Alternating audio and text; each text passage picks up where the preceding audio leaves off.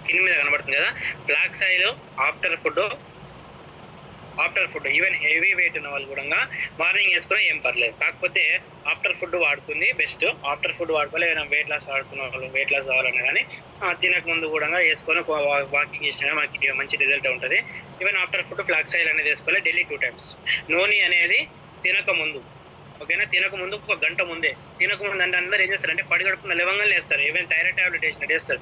ఆ thyroid tablets ఏవైతుందో తినక ముందు వేస్తారు కదా, సో అలాంటి టాబ్లెట్ లాగా అలాంటి సప్లిమెంట్ లాగా యూజ్ చేయాలి ఒక 1 hour ముందు. ఎందుకంటే సెల్ అనేది ఓపెన్ అవుతుంది కాబట్టి ఫుడ్ తినే ముందు, ఓకేనా. సో కాల్షియం అనేది మార్నింగ్ టు ఈవినింగ్ 4 o'clock లోపల, ఎప్పుడే కానీ ఆఫ్టర్ ఫుడ్. ఇది పడుకునే ముందు ఈ సప్లిమెంట్ యూజ్ చేస్తే కాల్షియం అనేది పడుకునేటప్పుడు మన బాడీ అనేది కాల్షియం అనేది అజంప్షన్ చేయదు అనమాట. సో ఇది వర్క్ చేయదు, యూరిన్ రూపంలో మోషన్ రూపంలో బయటకు వెళ్ళిపోతుంది. సో ఇది మనకు ప్రాపర్గా వర్క్ చేయాలంటే మన ఇమ్యూనిటీ సిస్టమ్ మన బాడీ సిస్టమ్ ఏదైతుందో అది యాక్టివ్గా వర్క్ చేసినప్పుడు మాత్రమే, మనం ఏదైనా కంటెన్షన్గా ఏదైనా పనిలో ఉన్నప్పుడు మాత్రమే వర్క్ చేస్తుంది కాల్షియం అనేది. గ్లూకోజామిన్ అనేది కూడా ఆఫ్టర్ ఫుడ్, ఓకేనా. సో ఈ ఆఫ్టర్ ఫుడ్ ఏదైతే మన ఫుడ్ తిన్నాక 2 times గ్లూకోజామిన్ కూడా.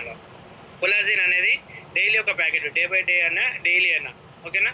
సో మనకి ప్రాబ్లమ్ని బట్టి ఇది ఏంటంటే ఒక గాజు గ్లాస్లో మాత్రమే తాగాలి ఒక ప్యాకెట్, ఒక గ్లాస్ వాటర్లో ఒక ప్యాకెట్ వేసుకొని తాగాలి.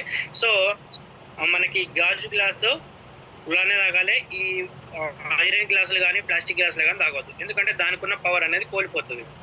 కొలాజిన్ కున్న పవర్ అనేది ఈ ప్లాస్టిక్ ఏదైతే ఉందో అది కొంచెం తీసేసుకొని పవర్ అనేది డల్ చేస్తుంది అనమాట, ఐరన్ కానీ, ఓకేనా. So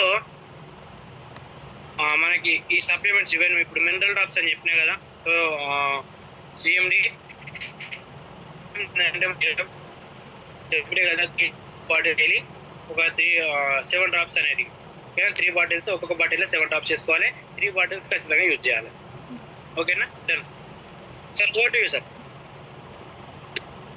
thank you.